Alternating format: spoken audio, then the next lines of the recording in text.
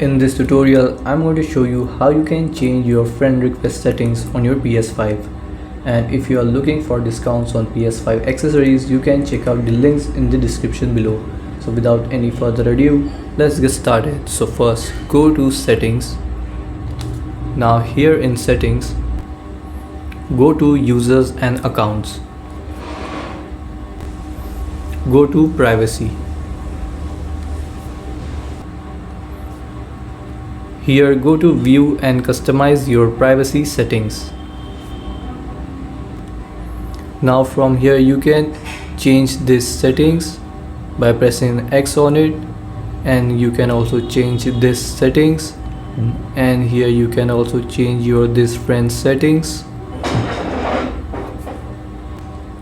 Now go back, press circle, and here go to adjust privacy settings by choosing a profile.